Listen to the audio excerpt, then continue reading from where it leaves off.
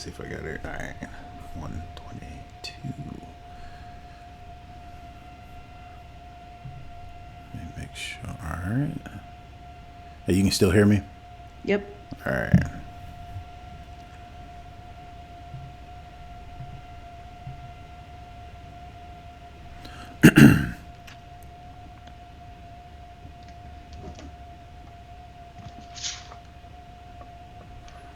All right. I will get started when you are ready.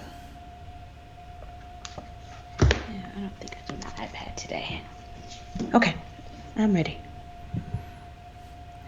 Yo, this is Terrance Gaines, aka Brother Tech, And this is Nica Montford, aka Tech Savvy Diva. and you're tuned into the snobOS show, the show for Apple snobs, where we talk all things Apple and then some. We want to thank you coming back. This is episode 122.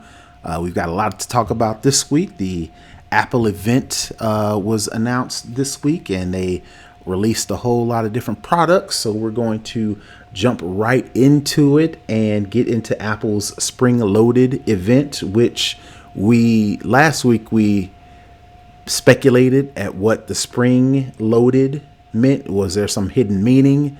No, not really. Just found out that they were announcing a lot of stuff.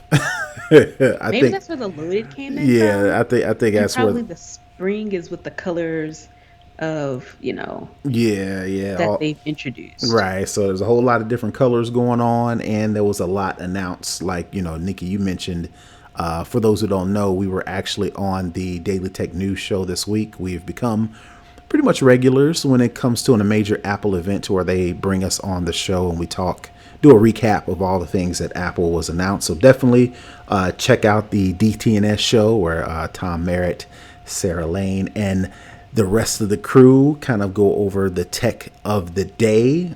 Specifically, like I said, we're brought on anytime any sort of Apple event comes out. So we'll definitely put a link in the show notes for you to check them out. Make sure you tell them snobOS sent you if you leave a comment. So definitely do that. But like I mentioned, this week, Apple Spring Loaded event, they finally went through and did that. So we're going to quickly run through all of the products and services that were actually announced.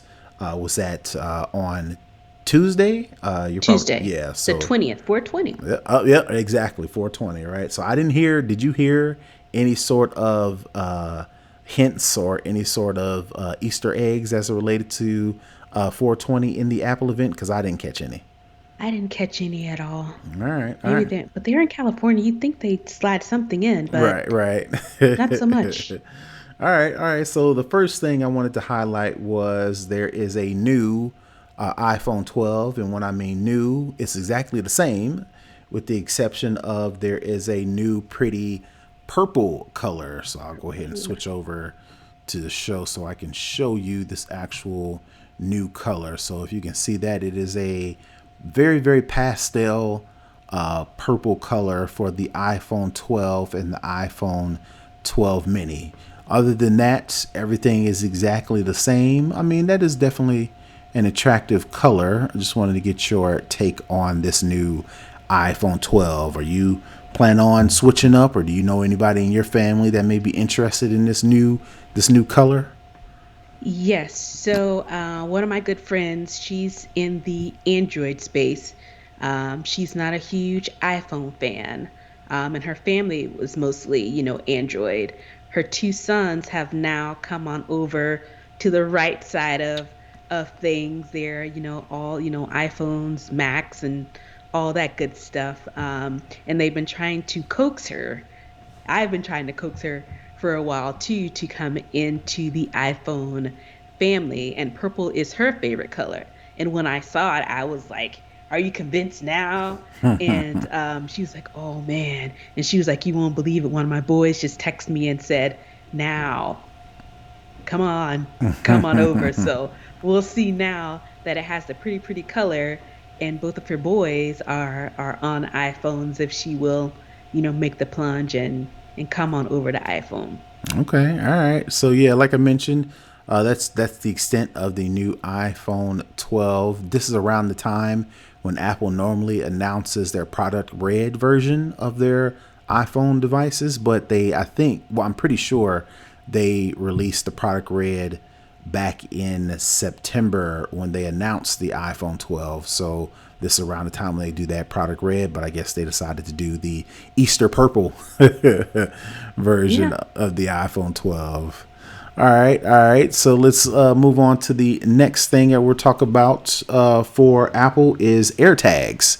Now we've been talking and talking and talking about AirTags, assuming for the past year at every Apple event they were going to announce new AirTags, but finally they have announced them. They are exactly what everybody thought they were going to be. There are small, circular. Let me see if I can show you an image of those two.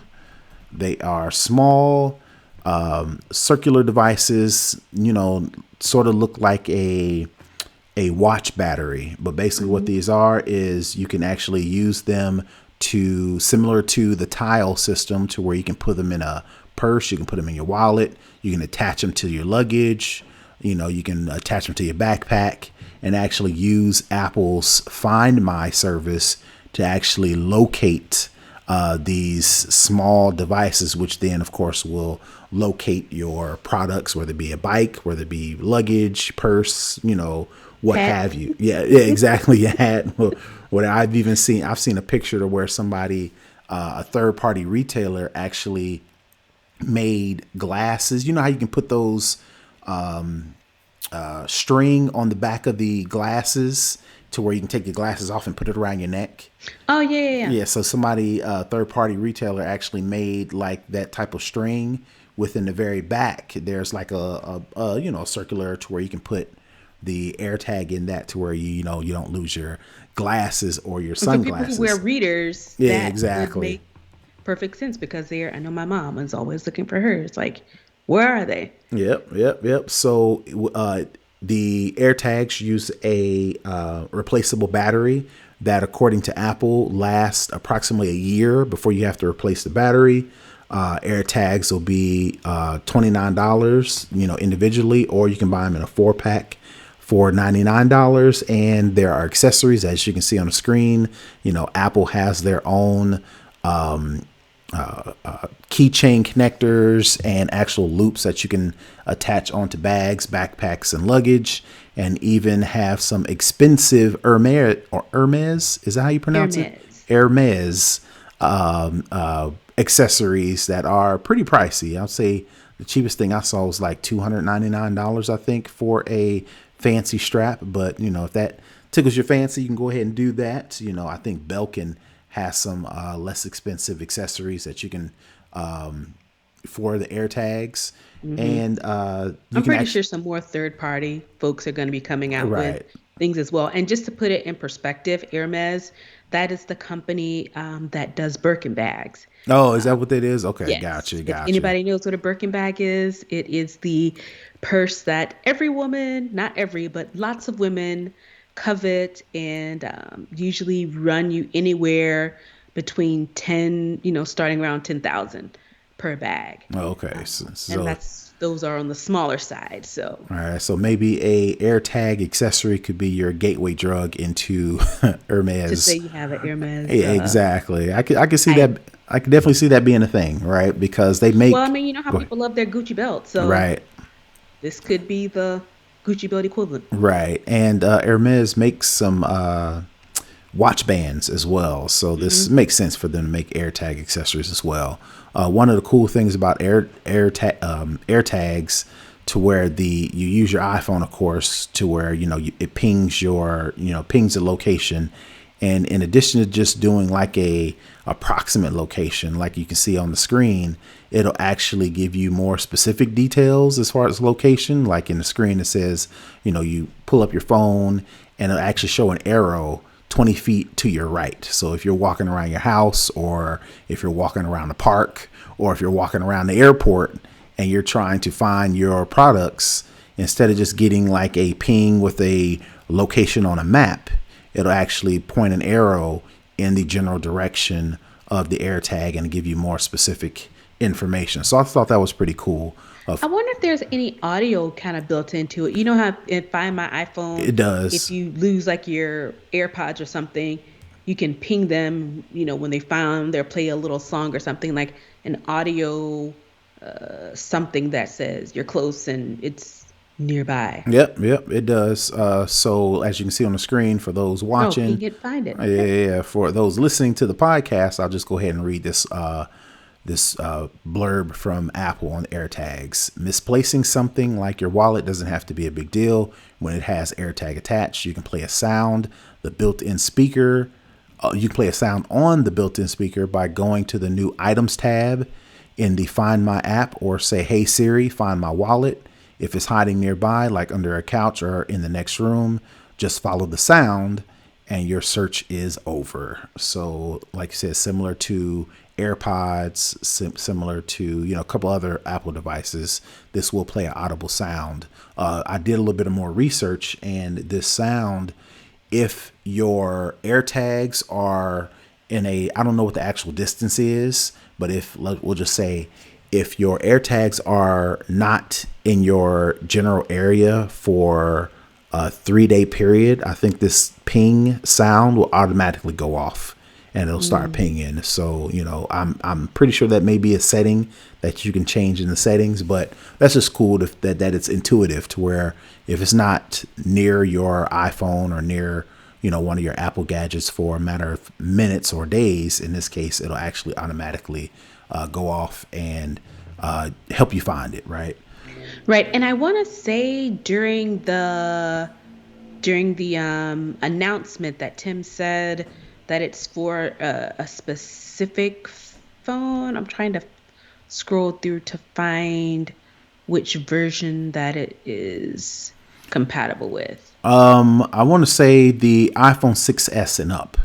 So if Is you it the have, 6S and up? yeah, I think so. I'll definitely do a little bit more research into that. But I think all your iPhone 6S and up. But in addition to that, I just want to do real fast.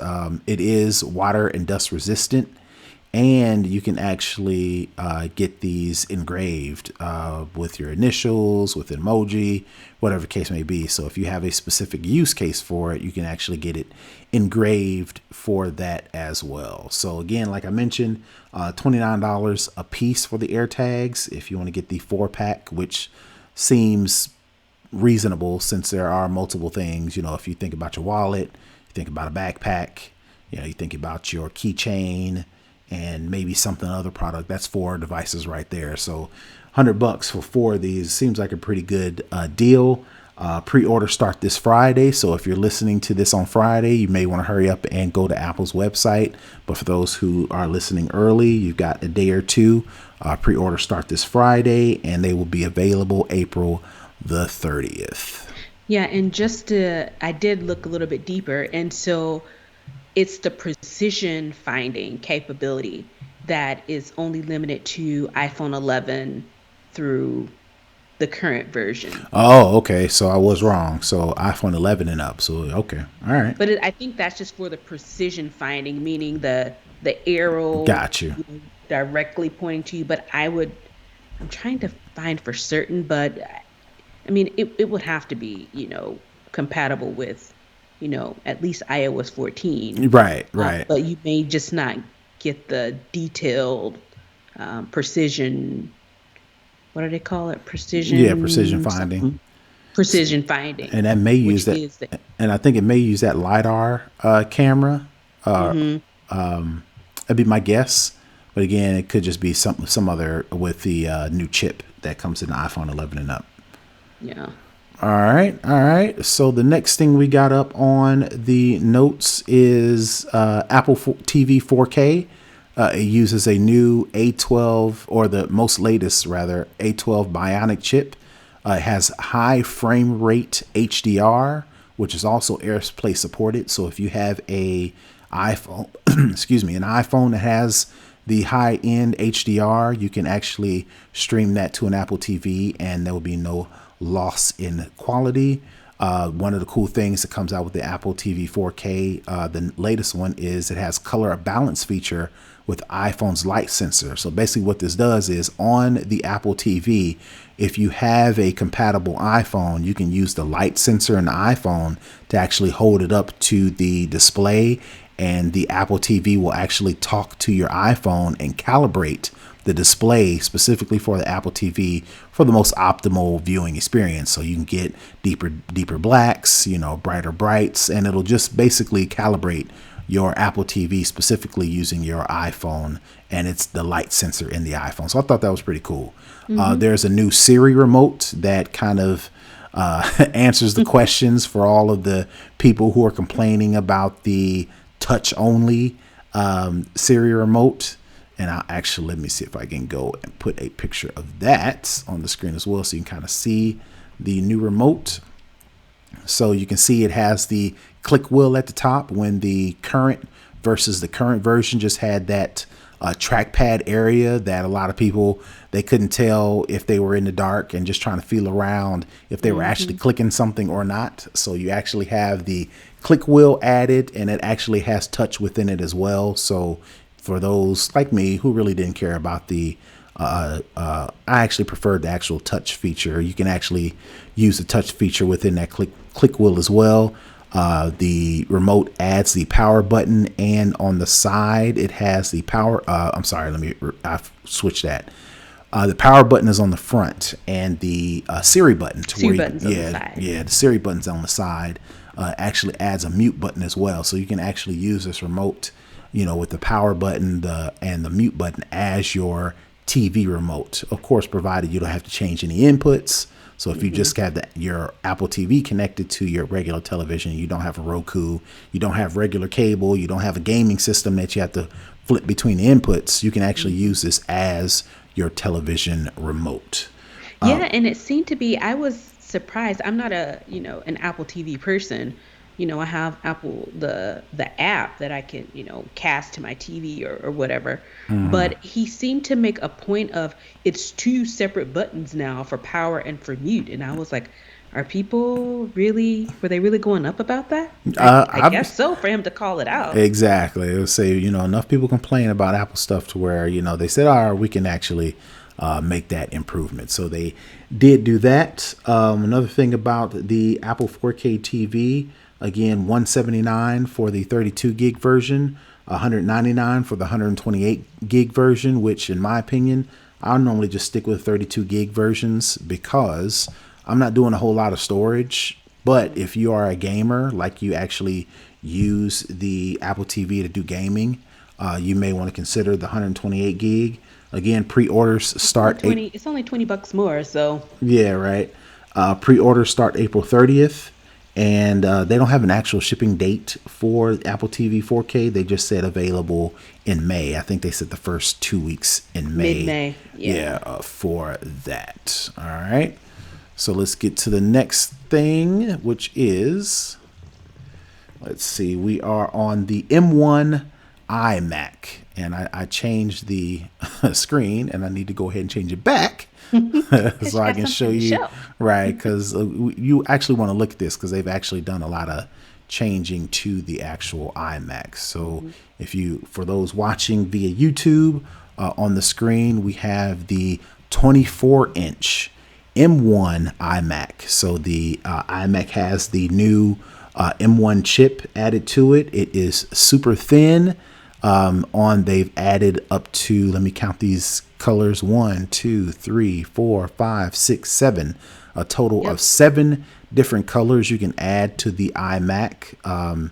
They have a lighter version of the color on the front, and on the back panel with the Apple logo, you can actually see the full color. It's a super thin design, so much so to where somebody pointed out to where Apple had to put the headphone jack, the 3.5 millimeter headphone jack, into the side of the iMac, because in traditional iMacs it was around the back, but they had to put it on the side because the iMac is so thin. Right. The 35, that 3.5 millimeter jack almost takes up most of the width. Right. It's very little, margins on either side of that jack. So that should let you know how thin it is. Right. So some of the features, it comes in 24 inches. I think in previous versions they had like a 27 inch and a 21 and a 21 inch. So they standardized the 24 inch 4.5K True Tone display. Has a 1080p FaceTime, so the front facing camera. So if you're doing Zoom calls, you're doing Skype, you're doing Teams meetings like we all are doing all day long, you got a pretty, a beautiful 1080p image now. It has a 3 mic array for, filtering out background noises. So, if you've got an active household, like sometimes mine is, to where, you're doing calls, that mic array will just get your sound and won't pick up anything in the background. It has a 6 speaker system array with spatial audio and Dolby Atmos. So if you think of spatial audio, that's what's being offered in the AirPods and the AirPod Max, to where certain content, to where if you move your head or move around, the sound will follow you around. So that spatial audio is included, and it has the new Dolby Atmos. The M1 iMac starts at $12.99, and there's another upgrade for the $14.99 version that includes a Ethernet port in the power adapter. So if you think of your traditional Mac that has the power brick, for the $14.99 version, it adds the Ethernet port within the in that power adapter. You also get USB-C ports with the $14.99 version, and you get gigabit Ethernet. In addition to that, you get the Magic Keyboard with Touch ID. So that's the difference between a $12.99 and a $14.99 version of the iMac, to where, on the keyboard, if you get the Magic keyboard, it has the Touch ID. So you can make purchases, you can log into, certain applications, get access to certain processes, things of that nature with the Touch ID. So, and like I mentioned, go ahead. And you can get the accessories now, the trackpad, keyboard, and mouse in these vibrant colors as well. Right. So I switched over to Apple's website, and all the iMacs are doing a pretty little dance, but you can actually see all the different colors. There's a red, there's a blue, there's that purple that we mentioned for the iPhone 12. There's an orange color. There is and then the traditional silver color if you want to go, traditional Apple colors. So definitely we'll put a link in the show notes so you can actually see all of those pictures. And like Nica mentioned, with the some of the colors, you get the matching Magic Keyboard that has a similar color, the matching Magic Mouse, and a Magic Trackpad as well. So you can get, if you pay for the $14.99 version, you'll get some of those colors that match the iMac as well. All right. And I think for the $12.99, it only comes in 4 colors. And I think looking at the graphic that Apple posted for the $12.99, you can only get it in blue, red, green, and the traditional color. Okay. Yeah. So if you pay $14.99, that's when you get the access to. 7. Yeah, exactly. The full rainbow. All right. So moving right along is the iPad Pro. So they have announced a iPad Pro, but this time they've added the M1 chip in the iPad Pro. Now, the iPad Pro doesn't come with Mac OS. So, logically, I would think, okay, if they're adding the M1 chip in the iPad Pro, that means, can I run Mac OS on my iPad? No. Apple wants to make sure they differentiate between their MacBook line and the iPad or the mobile line, right? But they have added the M1 chip in the iPad, which gives it, some of the features: a liquid retina HDR display with 120 hertz refresh rate, which consists of like 10,000 mini LEDs in the 12.9 inch version of the iPad Pro. So that all adds up to a beautiful display. It comes with the center stage technology, and basically what that is the front facing camera. If you're doing like a Zoom event, or if you're just recording video, the center stage will track your location to keep you in focus no matter where you move. So it actually tracks and camera pans around. So if you're like, for instance, you're doing like a cooking show and you're using your iPad Pro as the camera, center stage technology will track you as you move to the refrigerator, to the stove, to the sink, so on and so forth. That camera is a 12 megapixel ultra wide camera. Comes with a Thunderbolt USB connection, so you can actually connect a 4K up to 6K resolution external monitor. Mm-hmm. The iPad Pro comes with 5G connectability, so that was only available in the this year's iPhone 12. Now you get that in the the iPad Pro. Comes with up to 2 terabytes of storage, and it comes with up to 16 gigs of RAM. Again, that leads me to believe, why can't I put macOS on this? Because I've got 2 terabytes of storage. I got a 16 gigs of RAM. I've got the M1 chip, but again, like I mentioned, they want to make sure to differentiate. Maybe eventually they'll get there, but for now, if you want true Mac OS, you're going to have to stick with a MacBook or a Mac iMac or the Mac Pros that are currently out. The 11-inch starts at $799. Again, if you want to upgrade to the better screen, you have to move up to the 12.9-inch, and that starts at $1099. Again, the iPad Pro pre-order starts on April 30th, and again ships in the second week of May. So, is this something you'd be interested in, getting the iPad Pro, or you waiting on I'm not that? Go I'm ahead. not sure. I really want the larger screen M1 MacBook Pro, and I was hoping we'd at least get a date during this event, even if it is, closer to the end of the year. But they didn't really give us a date, so I'm kind of in on the fence. I'm not sure. I don't know. I'm Okay. not sure. I think with the fact that, like I mentioned before, they've kept iPad OS on this, even though they've got the guts to run Mac OS seemingly.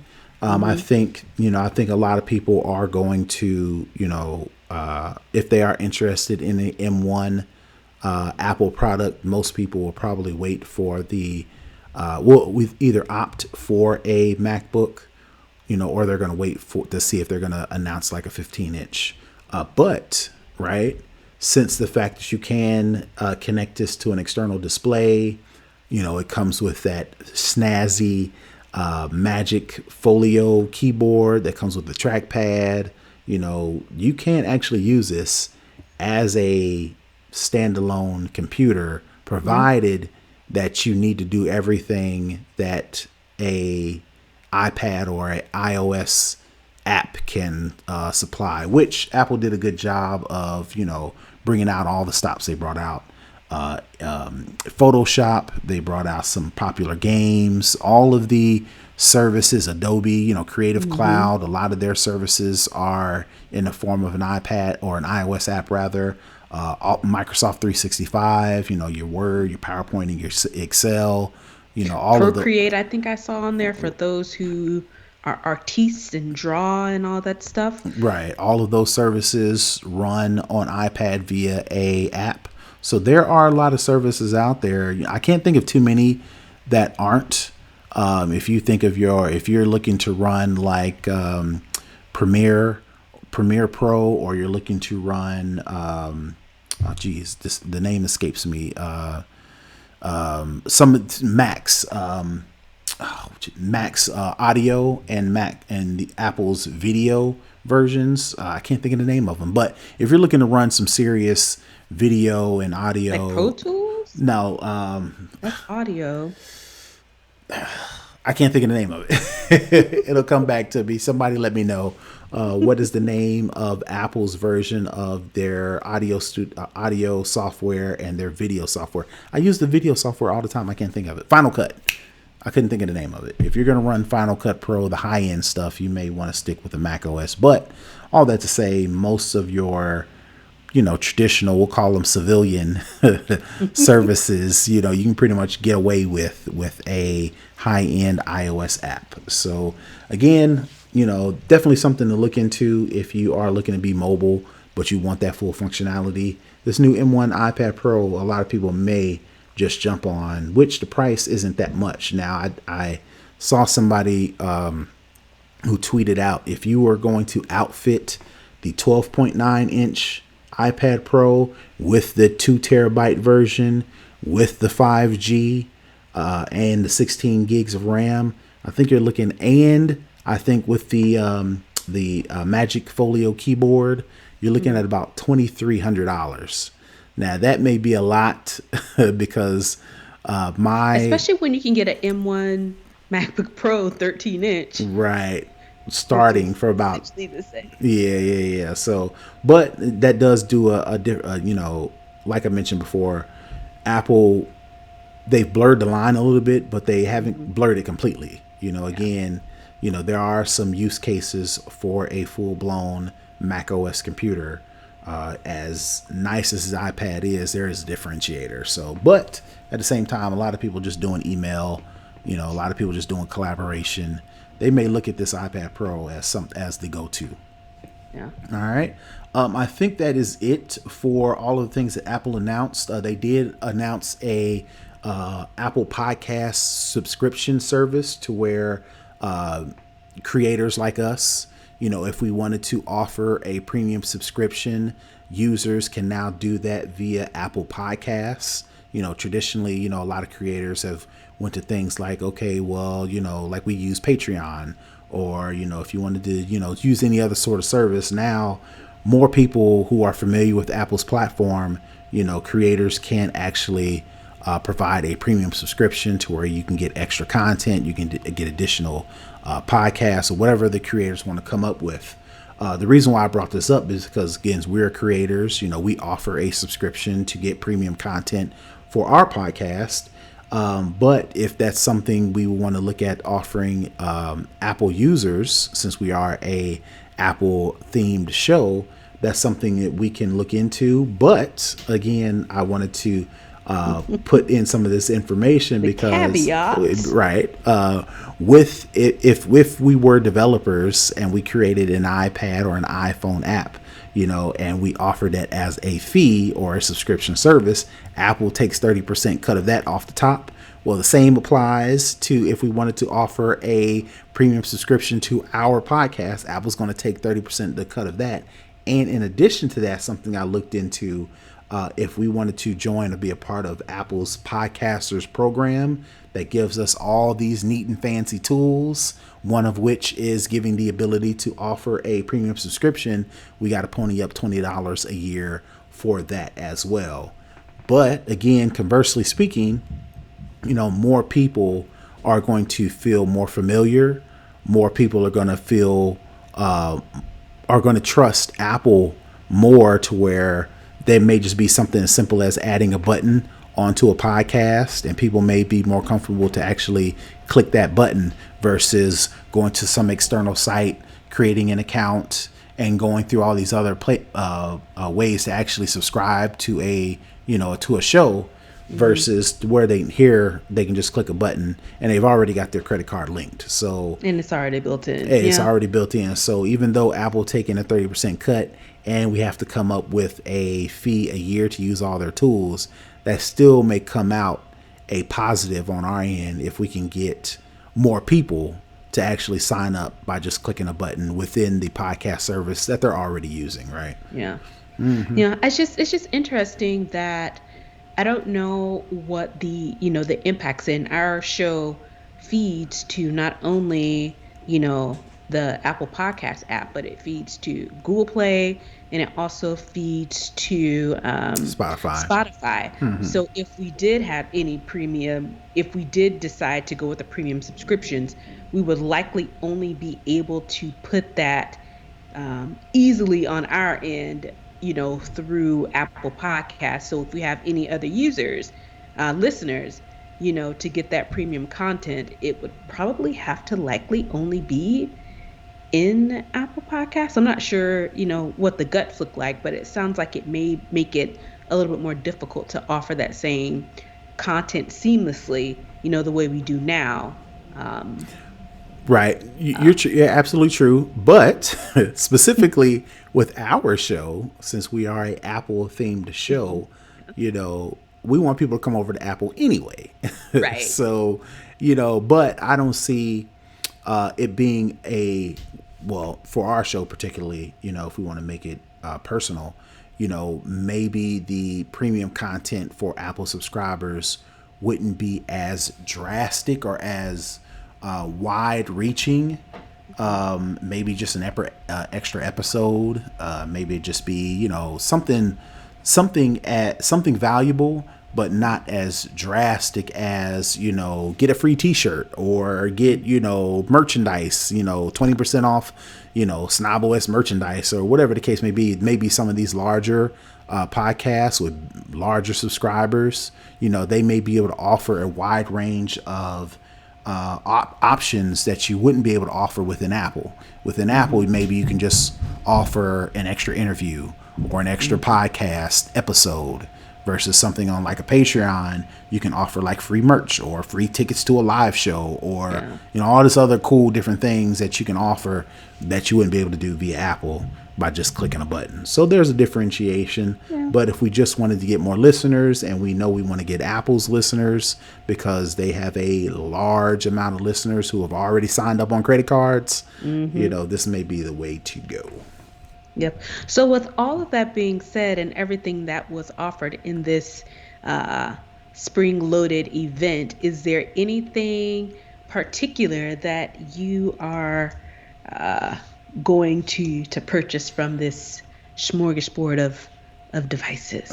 Well, like I mentioned in the pre-show, I've already used up some of my money to get into the cryptocurrency game. So I've used that as an excuse to not have any money to splurge and buy some of these products. But I'll probably most likely get the AirTags because, like I mentioned on the DTNS show, I currently use the Tile system. I actually have a keychain that organizes my keys, but in addition to that, it has the Tile feature built in to where if I ever lost my keys, I can open up my Tile app, and it uses their network of products to actually locate my keys. But the benefit versus using AirTags is the fact that it has that precision location, because I do have a compatible phone and the battery, right? I don't have to charge my keys. Like right now, if I forget to charge my keys, the Tile feature is useless because it doesn't have any power.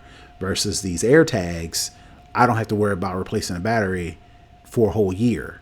So that's Mm-hmm. definitely a feature that I'm definitely looking at. I don't have a whole lot of things to track. I've got my book bag. I may, if I wanted to, maybe slide one of these AirTags into my wallet and my keys. So, but Mm-hmm. that's three things right there. My wife Yeah. has her purse. If we ever travel, we may want to slide these into some luggage. So right there, I'm already $100 in for like the 4-pack for the AirTags, which they have actual application that I would actually use. The Yeah. Apple TV, I don't have a 4K television, so all this cool stuff, I don't have 4K TV to take care of. My three televisions are 1080p, and they've been working just fine. So I ain't about to Just rock the. fine. I don't need to spend $1,500 to spend another $179 just to get an Apple 4K TV when my TVs work just fine. The iMac, I'm in favor of mobility, so I'd much rather get a MacBook and just dock it into Mm-hmm. a third party, a larger television or a larger monitor rather, and dock it to other things versus getting a static computer. I've never been a fan of static computers because you can get the same functionality in a laptop and carry that around, move around versus being stuck in one position with the iMac. And then the iPad Pro. My 11-inch iPad Pro from 2 generations ago works just fine. So I've never really needed an excuse to buy stuff, but right now I'm at the stage now to where my current lineup of Apple products, I'm happy with them. So I'm not Yeah. really itching to jump into spending $800 for another iPad Pro, even with the M1 chip, because again, I'm just using my iPad for things like running the show. Like I'm looking at the show notes on my iPad, and every once in a while when I want to sit in bed and check email, I'm not spending $800 for that. Right. Again, I've never Right. needed an excuse, but the limited things I use my iPad for, my current iPad works just fine. So what Yeah. about you? Definitely the air tags. I'm definitely going to get a couple for myself, and I think I'm going to gift a couple as well. As I mentioned on the show, my mom asked about, something to put on her keys. So, because she loses them all the time. And when she mentioned that, I was like, hopefully these AirTags will come out. And there you go, because I've been, it's hard to buy gifts for people these days because people pretty much have, everything they need. So I Right. think that's a different type of gift. And I'm not sure about the new iPad Pro. I have the 11-inch first gen, and it pretty much does everything I need it to. Right. So I'm on the fence. I guess it'll really determine, you know, when they release these new larger Macs. But at the same time, if I'm going to get, a new iPad Pro, I might as well get the M1, 13-inch Right. MacBook Pro Right. because the price isn't too much different. So yeah, I don't know. I'm on the fence, but definitely I'll be, getting some AirTags on Friday. Right, right. Yeah, no, I'll definitely line up for those as well. All right, so that is it for the lowdown section where we talk all things Apple event. Let's move on to the second string where we talk all things tech in general. So, are you in the market for a new vehicle? Would you ever consider an electric vehicle for your next daily driver? I actually am in the market for a new vehicle. I want an SUV. I've been doing a little bit of pricing online. I'm waiting until I get my second COVID shot to actually go out and do some test driving.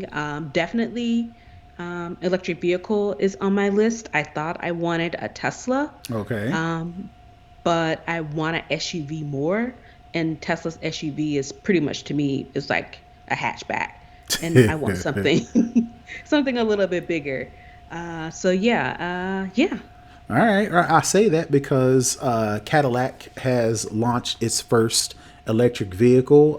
They did uh, a a concept vehicle. I want to say in the summer where they announced what the concept would look like, and it looks like the actual product, the production version, won't look too much different than the actual concept that they announced back in August. So Cadillac's new Lyric EV will be in production in early 2022, and it will start at $60,000, which actually I want to say beats Tesla's Ten.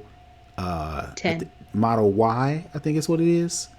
I can't remember Is it? what is it. The Model S is the S to That's the sedan. The car. Model The X the is Model the X is yeah the is SUV. the Yeah. SUV, and I think Cadillac's Lyric matches the entry level price of the Model X, if not beats it at $60,000. Of course, if you add in all the extra features like bigger wheels, sound system, you different interior, different exterior features, it'll probably get over $60,000. But I'm actually surprised that Cadillac's first electric vehicle, the Lyric, will start at about $60,000 before tax. So that was something kind of interesting, and I'm actually going to show our YouTube viewers what this Lyric actually looks like. So we actually put it up on the screen. I actually kind of flick through some of the actual pictures. It Yeah, shows like there. Go ahead. I was actually surprised when I first saw the price, because given that it's an electric vehicle, it's going to be a 2022 car and it's an SUV as well. The price tag isn't, very shocking. No, absolutely. It looks like it's nice and spacious. Just to read a couple other notes about the Lyric SUV. It is more than 300 miles of range out of the 12 module 100 kilowatt version of General Motors' new flexible Ultimum EV battery pack, and like I mentioned, will be available in early 2022. So there's a couple of SUVs out there. I think Porsche has an SUV. Now Audi has a electric vehicle. Of course, we mentioned Tesla. Ford has their Mustang Hmm. SUV, and now Cadillac has their electric vehicle. So the reason why I brought this up is because Tesla has just owned the space for the longest for as so far as long. electric Yeah. vehicles are concerned. Now other manufacturers, like I mentioned, Ford, Audi, and now Cadillac has their own versions of this crossover SUV. It's not a full SUV, but you know the most popular SUVs out there are these smaller crossovers that have the second row.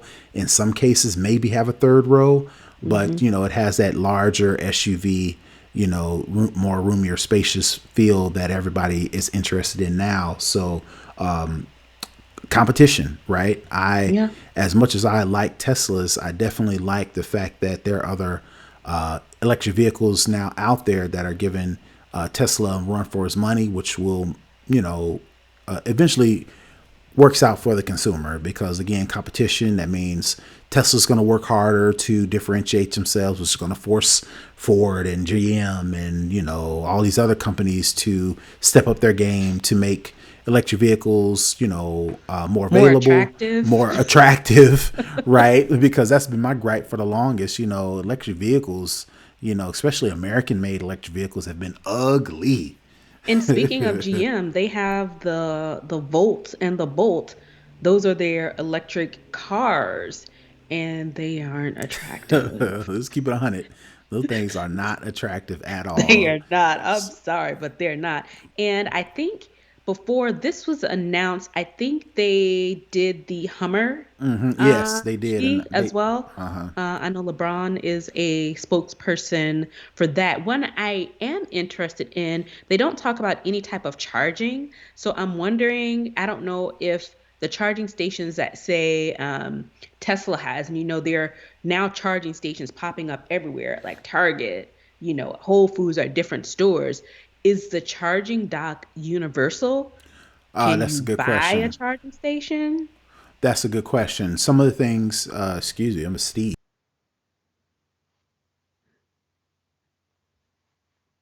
You know, some of Bless the, yeah, thank you. So some of the features that makes Tesla good is their charging system and the availability because they've been out so long. you. Yeah, so that's something that this story, this article that we got from The Verge, doesn't mention anything about the charging network. Doesn't mention anything about you know the availability of you know home charging because you know Tesla does a good job. Again, like I mentioned, they've been out so long, so they've had the runway to actually figure this Yes. out, right? So And you know, try it out different ways to get it just perfect. right. So here's the one blurb that I was able to find from this story. The Lyric, which is the name of GM's crossover, Cadillac's crossover electric vehicle, can charge at up to 190 kilowatts at public fast charging stations, Hmm. or up to 19.2 kilowatts at home, with in parentheses with the right equipment, which adds around 52 miles of range per hour. So that's all it mentions. It mentions public fast charging stations. So my guess is Is the there, existing right? charging stations will work? It's compatible with the existing, with a number of existing public Hmm. charging, you know, outlets that are already out there. So I just brought that up to say that you know we're finally starting to get some competition Yeah. when it comes to electric vehicles. You know, Tesla has owned the space for a while, but again, they've owned the space. So what they say go. You know, we talked about a story with the Daily Tech News show where they talked about another, you know, crash and fire with the Tesla. You know, I don't know what version was the sedan or the SUV, but I'm pretty sure It's the same Tesla. type of What battery. was I? Same manufacturer. What I was going to say was, I'm pretty sure Tesla won't mind the attention taken off of them when it comes to some of these incidents because right now, anytime a Tesla crashes, it's front page news Any because type of self-driving, even though in this article it brings up GM's new self-driving Super Cruise. Um, you know, anything like that has been solely on Tesla. Now that might be spread out a little bit with some again, of these other car companies now. right. So as much as Tesla probably loved the limelight, that is a gift and a curse. Right. All right, all right. So moving on in the second string, this is thought I was a pretty cool story. Samsung lets users repurpose or upcycle their Galaxy phones as smart gadgets. So basically, instead of throwing away a smartphone that's too old, or a Galaxy rather that's too old, or trying to recycle it, which may be more effort than it's actually worth, Samsung, they'll send out a piece of software to our older Galaxy phone to where you can actually use it as a baby monitor. So if you put the Galaxy smartphone in a room with your child or with your baby, or with your newborn, you can actually use it to where it'll detect sound in the room and actually ping your other device to let you know that there's a sound going on, no video, but just audible sound.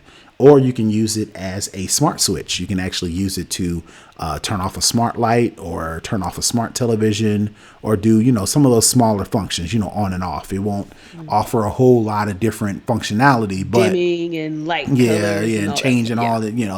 all the, changing the temperature in the room, Yeah. but you can actually use it as an on and off switch for like a light or a television or something like that. So I just thought that was pretty cool, that it's good for the environment. We at what we didn't mention in the Apple event, Apple does a good job of making sure they let people know that this iMac was made from recycle this and upcycle that Hmm. because our carbon footprint is this, and we want to make sure we meet that. So it's cool to see that other companies like Samsung are trying to figure out other ways to save the planet.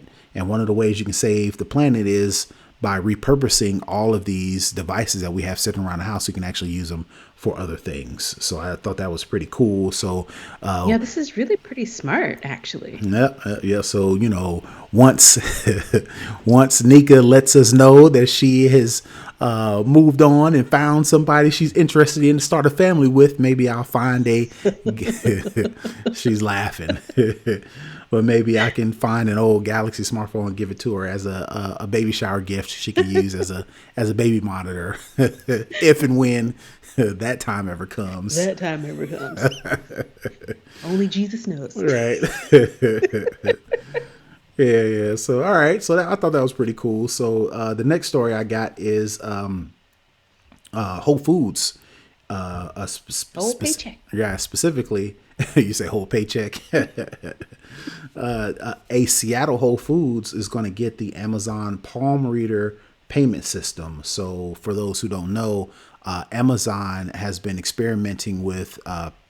You want to talk about digital payments to Hmm. where Amazon has been experimenting to where you can go through a whole grocery store, pick up things, grab them, put them in your basket, put them in your cart, and walk on out without even having to use any sort of mobile payments at all. So one of the things they've been using as far as biometrics is being able to use your palm, and they register your palm, the actual print in your palm, to where when you go up to the register to actually pay for them, you can actually wave your hand across a kiosk or a point of sale system. I'm really, yeah. Yeah, and actually pay for your goods and services, right? So Amazon stores specifically in the Seattle area have only been experimenting with those. So now I guess Amazon, who now owns Whole Foods, is starting to expand that technology to actual Whole Food stores again in the Seattle area, just as a trial system, but just a indication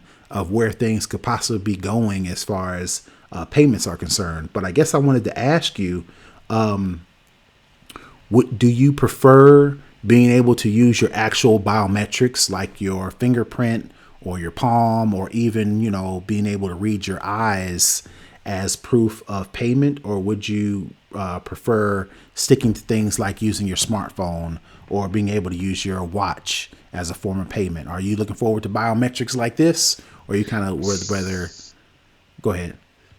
So I think this is even too much for me. The whole waving of the hand to pay for things.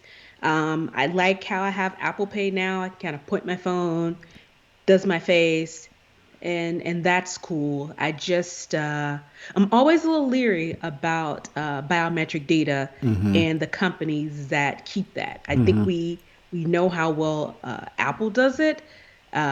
My concern would be the level of security that I would have with some of these other companies. I don't think I'm quite ready for that. Although I see this as being, definitely the future of the way, things are going to be handled. But as of right now, I think I'm good on it. Yeah, yeah, I am all for, I remember, I can remember saying, well, whenever they put a microchip in your arm or in your wrist or in your palm, sign me up. But I've since changed my ways. I am comfortable with letting a company like Apple store my information and then using them as the intermediate Hmm. between actually, storing my information with Apple and then using my Apple products, whether it be a phone, maybe be a watch, or even like jewelry. I could see having a chip in like a ring or Hmm. having a chip in a bracelet, Hmm. something to where I can enter my information into that intermediary and then using that intermediary as a form of payment for, whatever the case may be.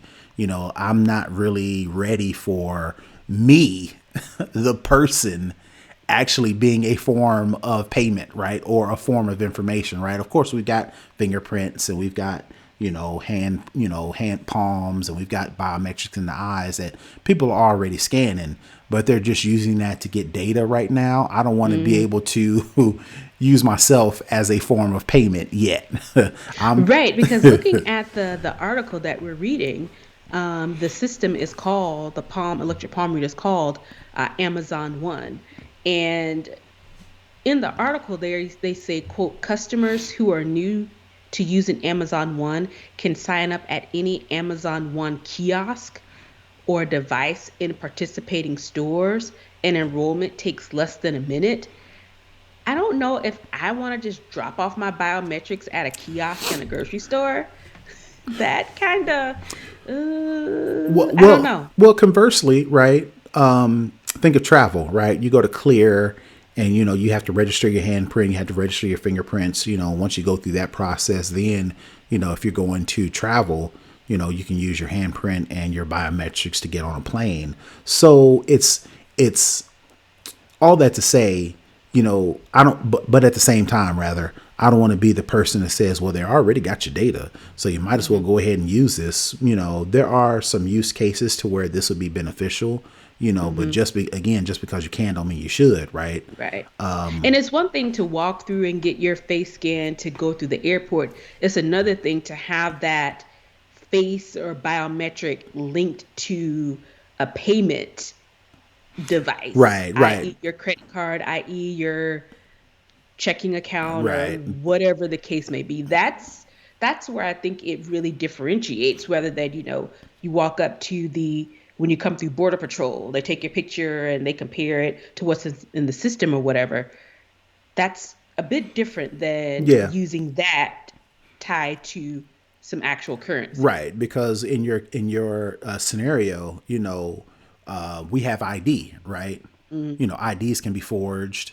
You change. The ID, the picture that you took. The mm, stats you took. Your height, your weight, your age, whatever. All that stuff changes that can't be duplicated as fast on a piece of identification. Versus me, I'm me, right? So mhm. I in that case, in that scenario, I would want me to serve as identification of me versus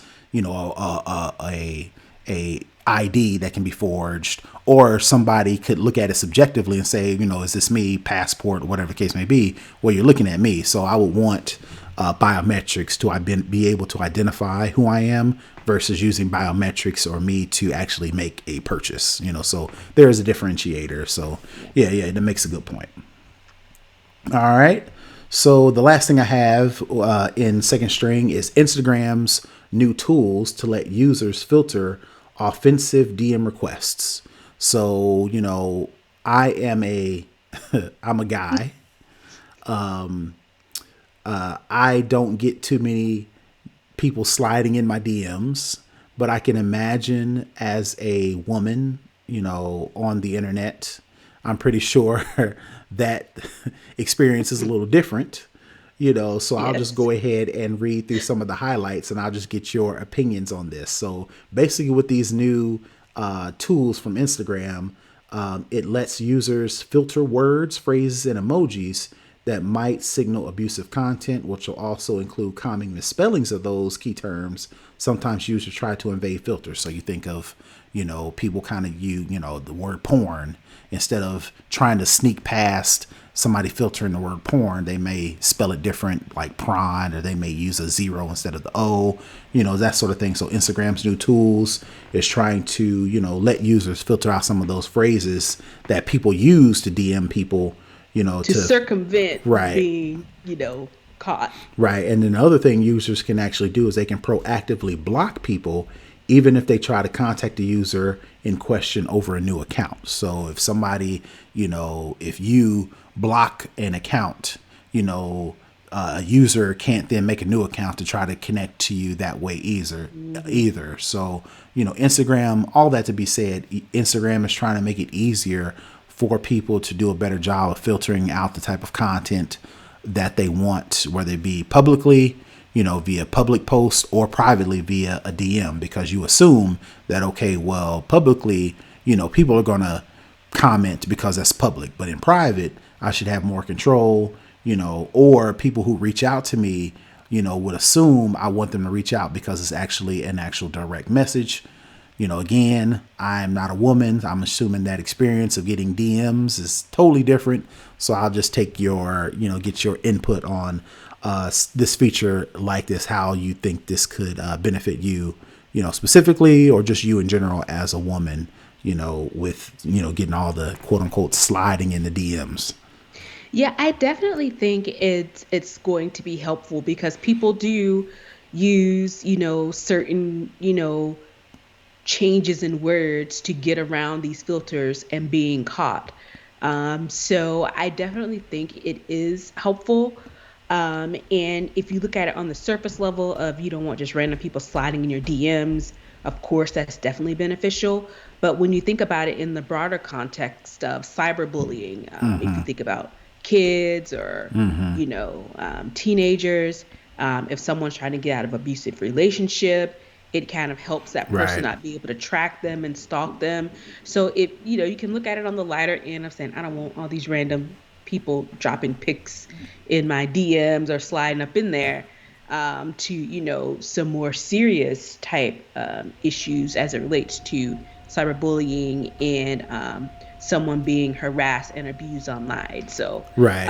I think what they're learning is they're adapting to the workarounds of the way people get around these type of filters. After they do this, of course, some people are just, garbage, and they'll find a way to circumvent this, and then they'll go in, reassess, and they'll, it's like a iterative thing.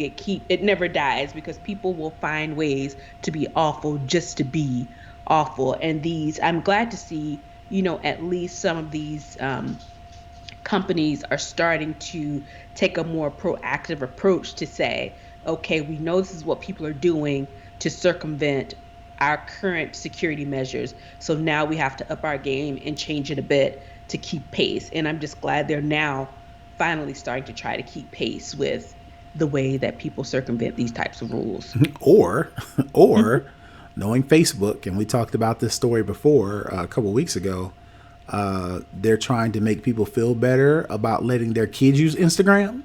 Because as we Because mentioned, Instagram for Kids is coming. right, Instagram for Kids is coming, right? So they're like, all right, well, let's let people know that, hey, you can do all these extra settings and all this extra privacy and security settings to make sure you feel good about using Instagram, because we want your kids to use Instagram too. But again, that's just me being a cynic. But both things can be true at the same time. But as a benefit, people can do a better job of filtering the type of content they get publicly and now privately with direct messages. Yep. All right. So that is it for Second String. Let's move into For the Culture, where we talk all things culture, whether it be social media, whether it be culturally relevant or just in general. Probably the thing that has taken up most of the week as far as news is concerned on a socially conscious level is the Derek Chauvin trial. For those who hopefully For those who don't know, hopefully you do know, Derek Chauvin was a police officer who killed George Floyd back in, what was that, June? It was summer 2019. Yeah, no, it was just this past summer.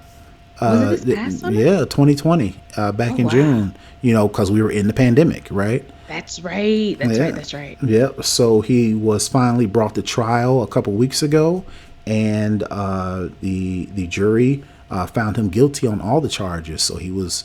I don't have the information in front of me, but he was brought up on multiple manslaughter charges. It was a murder charge, I think. Um, it was a murder Manslaughter. charge, manslaughter. I think it was two different manslaughter charges. So yeah. Yeah, so they found him guilty of all of those charges. I think a lot of us were, most of us were relieved. Some of us were surprised. I'll take, present company included. I was a little bit skeptical that they was going to find him guilty at all because, you need a unanimous decision from 12 jurors, Yep. to find somebody guilty or, but you only need one to have a hung jury or, Yep. maybe even less to acquit him of all the charges. So, previous cases, Trayvon Martin, Eric Garner, Breonna Taylor, just to name a Now few. Dante, right? Right. Some of all of those, no charges were even brought to the police.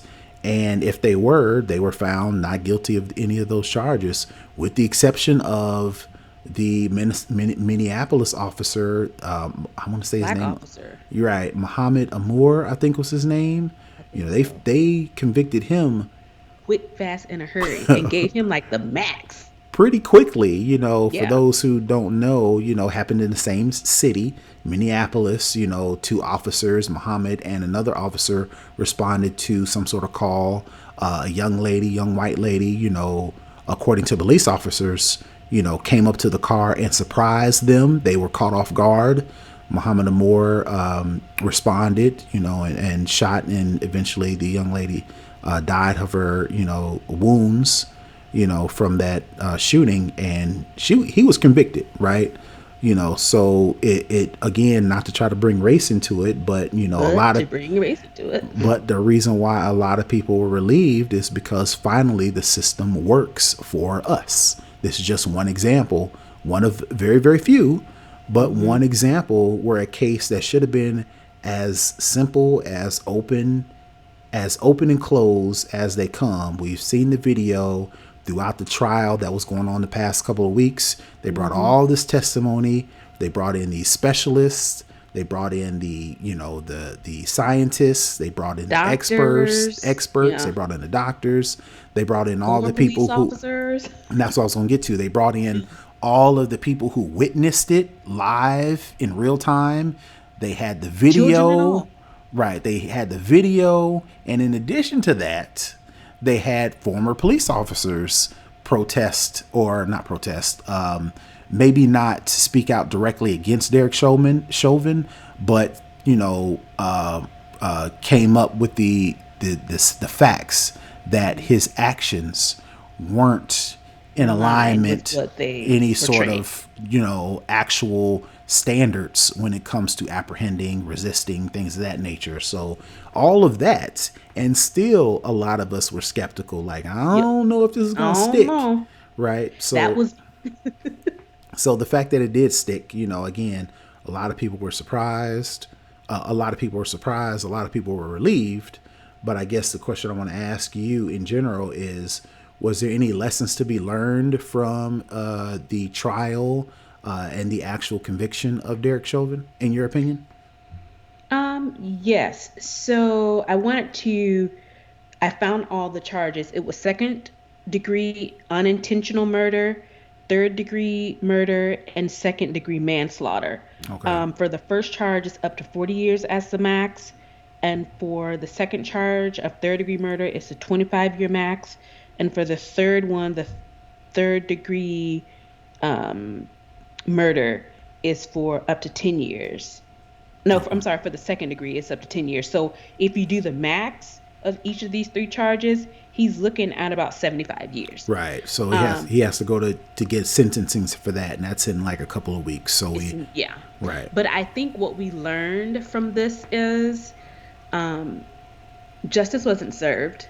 It was accountability in this one case. Yeah, good point. Because it speaks to the fact that we were definitely relieved that he was convicted, similar to what happened with the police officer who killed Laquan McDonald in Chicago, I believe. I wasn't expecting that he was going to be convicted. I was relieved that he was. I think a lot of us felt relief, but what it goes to show is you have to have the murder on video. You have to have all these experts come in. You have to have a 9-year-old who witnessed this come in and get on the stand. You have to have the 17-year-old girl who recorded the video come on stand. It took a Perfect heroic storm. effort for this to even come to pass. So, what we've learned is that systemic racism and systemic police tactics sometimes work, Right. but it has to be the perfect storm for it to work. And for the fact that we have this case settled, there are 3 other police officers who are charged in his murder as well that we still have to go through. Ah, We good still point. have to go through Ahmaud Arbery's uh, case. Even though it wasn't the police, it was still the killing of an unarmed Black man. Now we have Dante Wright, uh, who was murdered by a 25-year veteran police officer who mistaken, I'm using air quotes for those who are listening, to who mistaken her gun for her taser, who killed this gentleman, this 20-year-old, barely an adult, for a traffic stop for having, something in his window. Right. And And there's 2 other cases, right, that just came up. There's another kid, I can't think of Adam where. Toledo, Right. He was chased by a police officer. Now he had a gun, but no, he didn't. he got rid of the gun before he turned around to face police, put his hands up, again, split second decision. Now he has killed, and now we're trying to figure out, 13. right. Yeah, he's a 13-year-old. Now they're trying to figure out if he had the gun, when he had the gun, what's going on. And then, like, The yesterday. same as the verdict was coming down for Chauvin is when 16-year-old Micaiah Bryant She was was killed by a police officer, 4 shots to the chest right, and the at her police, home. right, and the police released that tape quick. So that was one of the things I wanted to say. What we've learned is, this video, now is like whether it's recorded by civilians or actually police They're releasing saving their the own police. footage. It's almost like they can't. Police officers, police unions, police departments can no longer kind of stall or Mhm. delay or kind of talk around these issues when it happens. Yeah. Now it's like they're almost forced to release this. Immediately release it Right, and that goes to without framing any special context, because a right, lot of times they like to kind of get their stories together, right, get right, things lined up, and then do the press conference. Now right. it's like, nope, you had on body cam, show Right. us the video. So there is some transparency that's starting to be, shared sooner than later, before, like you mentioned, before the police officers get the ability to tell their story, right? But conversely, sounds like much of anything has not changed. I don't know if it's police training. I don't know Nope. I don't know if it's, well, I mean, You know what it is. right. But But I in the last case, the last 2 cases, it just seems, in all of the cases, right? It just seems like there's so many more. Again, I'm not a police officer. I've never been in that sort of life or death situation. I've never had to make that sort of a split second second. decision that somebody's life could be lost. But just looking at some of the footage of these last 2 cases, it just especially since seems they were like there's children. so much more They could have done. they could have done. I mean, Especially with the thing with Micaiah Bryant, she called them because there are people, I think this, we don't know exactly. It was either there were people fighting in her yard or people coming to jump her, and she had a knife trying to protect herself. And then the guy just rolls up and pops four in her chest. It's yeah, like, it just seems like in all those cases, there's so much more the police could have done to de-escalate the situation. and But so much they have done in other situations that were much more dire, right, and the folks come out we, unharmed. and they're And it just so happens to be that right, in all of those instances, the individuals are right. not black. Right. So it just seems like I said, I don't know if it's a training thing. I don't know if it's a defund the police. I don't know if it's abolish the police or reform the police, more training. I don't know what it is, but it just seems like It has to be something. it has to be something to be done because, just going back and looking at the transparency, going to look back at the footage that is now readily available in a lot of these cases, it just seems like that person had to lose their life because of that instance. Now, in the last case, what's the young lady's name again? Sarah. Micaiah Bryant. In my opinion, I watched the footage and I've thought about it, Hmm. and personally, my personal opinion, everybody failed that young lady. Everybody failed her. For those who don't know the information and the kind of from what I've read or heard about the story, the young lady was being picked on. She was getting beat up, Bullied. bullied, not cyberbullied, actually getting bullied, pushed around, possibly getting beat up by multiple people. Hmm. Went in the house to either A, get the knife and or call the police. Went back outside. I don't know if it was a pride thing. I don't know if she was getting peer pressured. Went back out to confront these people because it wasn't just one person. It was a group of It them was a group of people, kids and and adults, adults. was out there. By the time the police pulled up, she's back outside, a crowd of people around. She knocks one girl down. The police pull up as she's going to attack another girl with the knife in her hand. And like that's when Nica mentioned the cop got out. And instead of alarming everybody with the alarm from the Freeze! police Stop! officers, Something. getting on the bullhorn and saying, "Hey, what is everybody doing? What's going on? Everybody stop." Instead of him tasering her, which again, in the other case with Dante, the officer, There was no need in that case to pull out a taser or anything, to right, be right. But in this case, he could have, there are so many things it seemed like he could have done. He pulled up and said, "Hey, hey, hey," and then shot the girl. Again, like I what type said, I've never been in a situation, but it just seems like with these police, I don't know if it's a power trip. I don't know if it's or it's a psychological. combination of all of it. Yeah, it could be a combination of racism. It could be a combination of ego. It could be a issue of training. It could be an issue of psychological evaluations. But all that to say, most people feel that there's so many things that could have been done to where those people could have been alive today, and they're not, and that is a problem. So George again, Floyd should be alive. Ahmaud all of Arbery should be alive. all Breonna Taylor should be alive.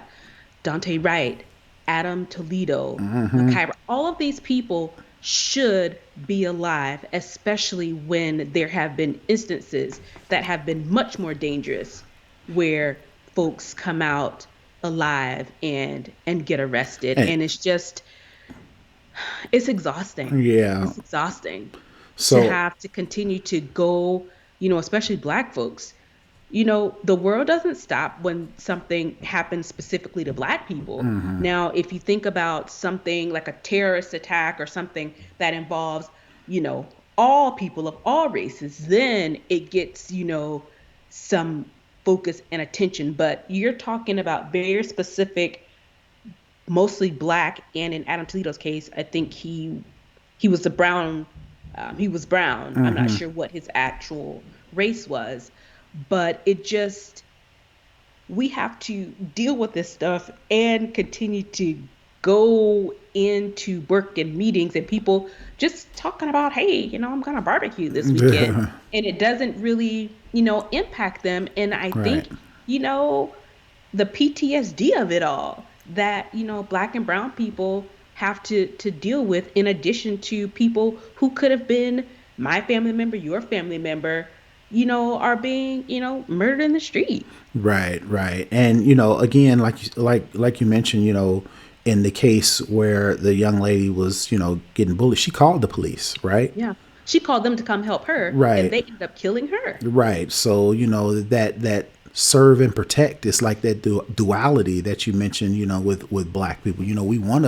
We want to go to police for protection. We want the police to be, protectors in the community. We want them to. We have family members. We have brothers and sisters and uncles and aunts, and all these people who, love their jobs and they love being cops and they are the good apples in the bunch. But at the same time, it's like in her case, it's like now it's like, can we even call the police when Yeah. things like this happen? Because we don't know what that officer, that police, that cop, what their mindset is, what their attitude is, Mhm. whatever trauma, whatever you want to call it. Whatever they have going on, even Right. just in their own day, We they don't could know have if been having a bad day. Right. We don't know if they're going to bring So, that into this situation.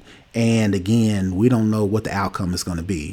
Unlike other people who can call the police and feel pretty safe that the police are going to protect them. come and actually listen, diffuse the situation, have a conversation, and not just come out guns blazing. Right. It is a crapshoot, and that Yeah, shouldn't be the case with police it shouldn't officers. be the case. It should It not shouldn't. be. I'm making. I saw I was getting my vaccine, Hmm. and I was sitting and waiting, and I was watching a video of a couple.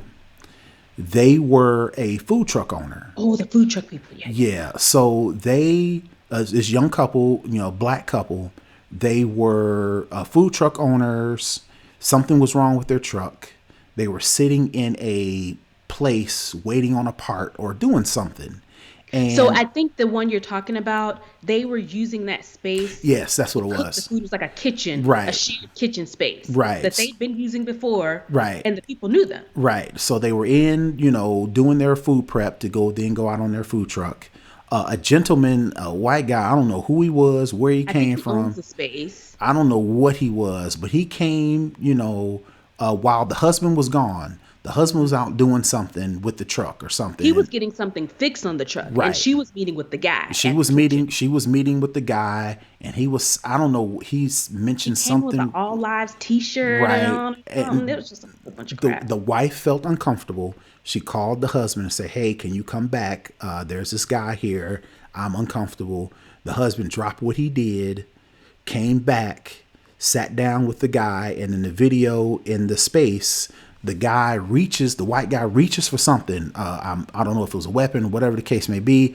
The husband It grabs was a the gun. guy, grabs him and holds on to him and tells the wife, call the police. And the Hmm. wife actually Hesitated. hesitated and thought about, if I call the police, what is going to happen? She ends up listening to the husband because he tells her multiple times, because he's wrangling with this guy who He's has holding this his guy for like 15 minutes. right. He has a weapon and he's telling her, Yeah. call the police. She hesitates. She thinks about it, finally calls the police. When the police show up, stops them at the Let door. me let me tell you what's going Let me on. break down the situation. Please do not kill my Shoot my husband. husband. Yeah. The police, come in, assess the situation, help the husband, disarm the guy. He goes to jail, gets out on bond, mind you, the very next day. But the whole point of the case we're trying to make is, she shouldn't, the wife, black people in general, should not have to make a life or death situation when they're faced with a life and death situation on whether or not they should call the police officers. It's like you're struggling with this issue, and you have to make a whole set of reason and rationale as to whether or not you want the police, who's supposed to protect you, whether or not they're going to protect you or not. And that's just a Do I want this duality. man to kill my husband, or do I want the police to kill my husband? Right. That's pretty much what she was weighing, Right. because she didn't know, if they came in and saw that situation, if they were going to overreact and assume that he was the perpetrator and not believe her. But that's, unfortunately, that's a duality that Black people have in this country every single day. It's honestly death or death decisions because you don't know how either one is going to play out. The perpetrator who's actually trying to harm you, or whether the police are going to come in and harm you. And it Right. shouldn't be that And it way should not because be other that way. people feel comfortable. They'll call the police in a heartbeat Right. because they have a reasonable expectation that they will be protected. Right. And again, that should be across the board. Universal. You either treat everybody fairly or you treat nobody fairly. Now Treat nobody everybody like I crap can't you treat, yeah. I can't think of one Black person who feels in their heart of hearts that police should go around killing white people at the same clip that they kill Black people. That's just Nobody's inhumane. asking for that. But at the same time, we have seen cases to where white people have pulled weapons, Trying to guns run them on over. police officers, and police officers did their job. And Yeah. it's like, why can't Can we get police some of that? officers do their job all the time? Again, we don't know if it's psychology, we don't know if it's racism, or it could be all those things, right? But Yeah. at the same time, the more things change, the more things stay the same. So we just hope that with this guilty verdict with Derek Chauvin, that at the very least, police officers make that same game time decision that we make when we call them. It's like, okay, if I go into the situation and I have to pull out my gun to neutralize a threat, am I willing to deal with the repercussions of that? For the longest, cops have never had to make that choice. Now, hopefully, they think about this the same way we have to think about calling the police when we're faced with a situation. Yeah. So that's my what have we learned. Yeah. So that's enough of that. Yeah. Let's and I was going to do this in the pre-show, but I decided to put it to For the Culture because we did. I believe we would need a pick me up from dealing with this whole Definitely. subject. This heavy topic. Yeah. Right. So let's move on to the latest verses. This was a personal one that I actually watched all the way through because this is the music I listened to when I was in college. The latest verses, Redman versus Method Man. For And 420. for 420, these two brothers have been known to partake of the Mary Jane personally and professionally in their music. They have a movie together called How How High, high? where they discussed how, How many ways they can get high? right. So, it was cool the fact that they were able to do it on 420. One of the things that I noticed that was totally different than any other verses I've ever seen was this was actually a concert. This was a performance. We've seen other verses to where, the artists actually perform their music. You think of Gucci Mane and who was the other one? Easy. And Jeezy. Jeezy. You think of Two Chains, and who did he do his with? Was it Rick Ross? Yes.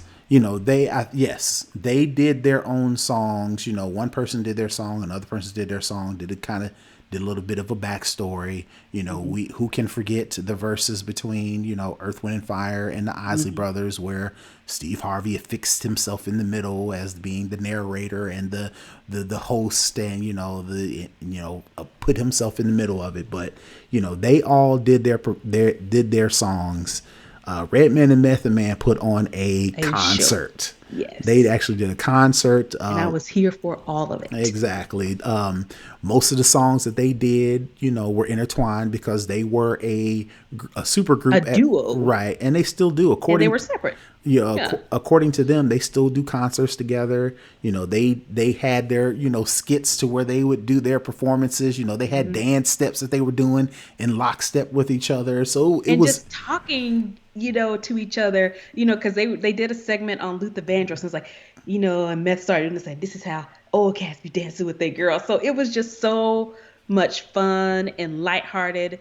They sounded so good. These young mumble rappers, right? They couldn't have done that. And again, this music that they did for the most part was in the 90s, middle to late 90s. But the lyrics, like you mentioned, were crisp and clear, and you could put the music the songs that they sang, you could, lyrically speaking, you could put it up to any music that's out now, Yep. and it would be on par. The subject Yep. matter, the content, the The lyricism. delivery, the You know, flow. you Yeah. think of your J. Cole's, and you think of what's the other popular cats out now that are known for lyricism?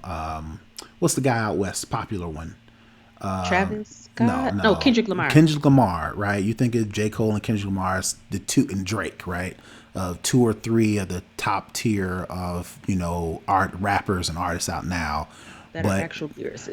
right. But you, Redman and Method Man, some of the content that they had, I appreciate, specifically Redman, right? Yeah. I appreciate him because he doesn't take himself so seriously. Nope. He was having fun. He has a good time. He was having a good time last night. He has a good time in his songs. Yep. There was one video of of Redman's to where there's one particular scene to where I don't know if it was from a movie or not, but there was this young lady riding on a bike or something. She's trying to get their attention and runs into a car or something like that. And Yep. it's silly and it's goofy and It's fun. it's fun, right? So you could definitely tell they were having a good time. Yeah. They brought out, Redman, Method Man brought out some of the Wu Tang, Inspector Deck and Capadonna, and Redman brought out EPMD. They had some beef for a long time, and they were able to come together, do some songs. Keith Murray came out and did with his popular songs. A bunch of people came out. It was So a gang of people that came. and they did their songs, some of the songs we love, and it was just a good time. It wasn't even a verses at all. Even in most of the verses are just a celebration of the people's music, but people were keeping score. People was kind of like, well, I like Monica This over song beat that song. Brandy, They were kind of putting them part apart. Yeah.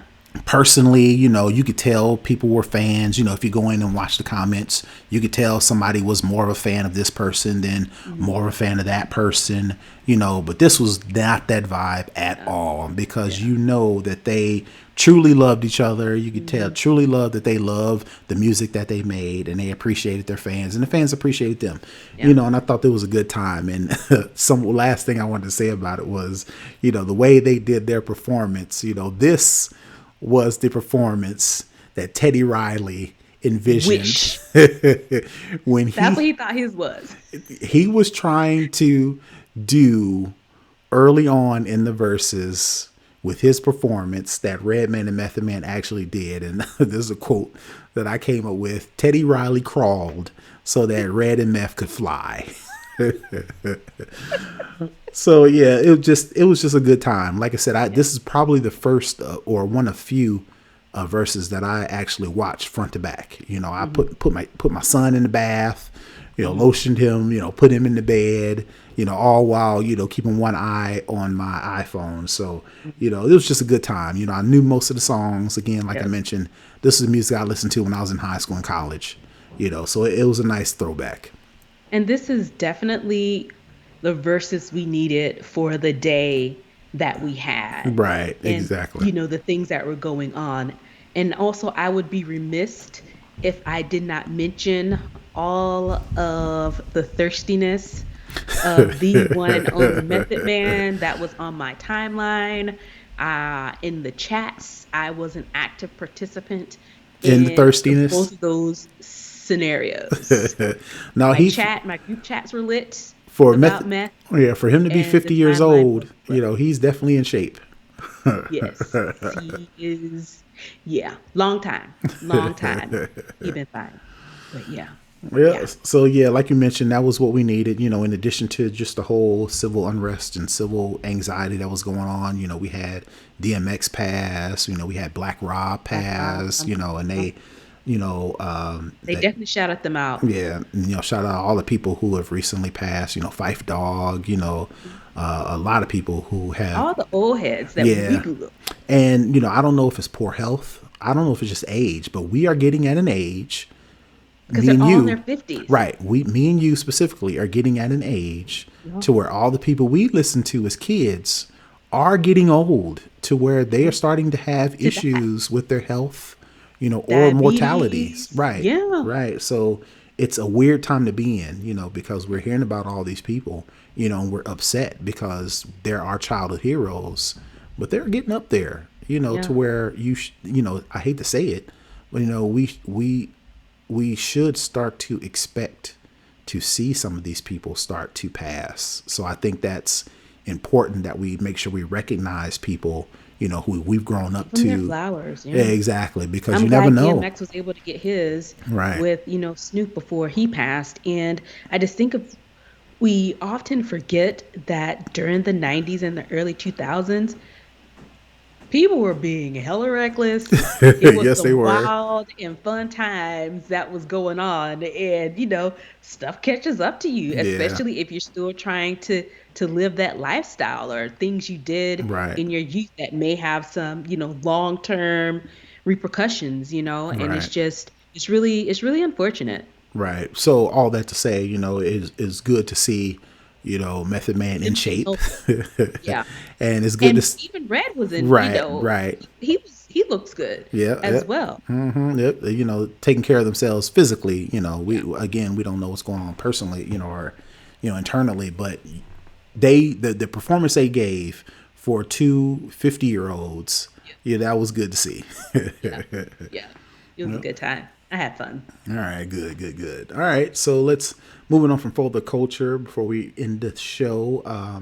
Is the hookup where we give any sort of tech tips or any new finds. So I mentioned earlier on in the Apple event that in addition to the new Apple 4K set top box, there is a Siri Remote that will come along with the Apple TV if you go to purchase the Apple TV.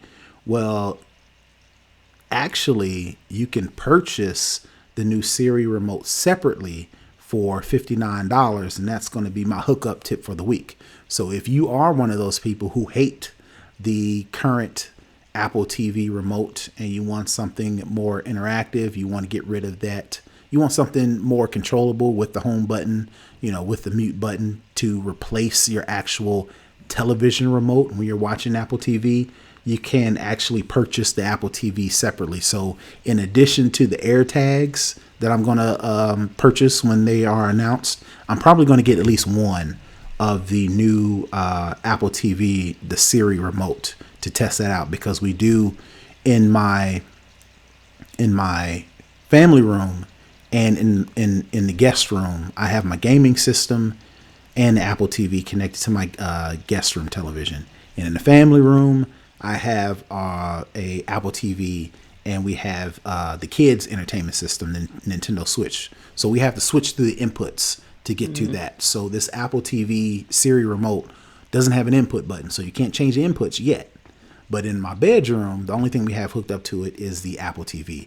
So I'm definitely going to buy this new Siri Remote separately to try out in our bedroom to see how I like it. And if it works out well, then I may look at, adding it to some of the other televisions. So if you are interested in the Siri Remote, my hookup for the week, when it is available, you can purchase the new Siri Remote separately for $59 from Apple Store. So that is my hookup for the week. And Nica, if you don't have anything else, Nope. we're going to end out the show on that note. We definitely appreciate you watching and listening. For continued support, you can download, rate, and review us. We're on Apple Podcasts, we're on Google Podcasts, and we're on Spotify. If you want to engage with us on social media, we're on Twitter, Instagram, and Facebook. We're at the handle at snobOScast. You can watch us on YouTube. You can watch us at the handle at snobOScast. If you are watching us on YouTube, be sure to like, subscribe, leave a comment, boost our ratings that way. You can leave us comments and suggestions. You can do so on the web at snoboscast.com. And you can leave us an email. We're at snoboscast@gmail.com. Most importantly, you can support the show if you go to patreon.com/snoboscast. You can get access to our live show. You can get access to the show early via our pre-show taping, and you get access to our community for as little as $5 a month. Definitely support the show that way. If you don't want to do a monthly commitment via Patreon, you can give us a love offering via PayPal. If you go to paypal.me/snobOS, you can give us a one-time donation. Let us know if we're doing good. Other than that, I think that is it for the week. We are out. We will see you later. Peace. Bye.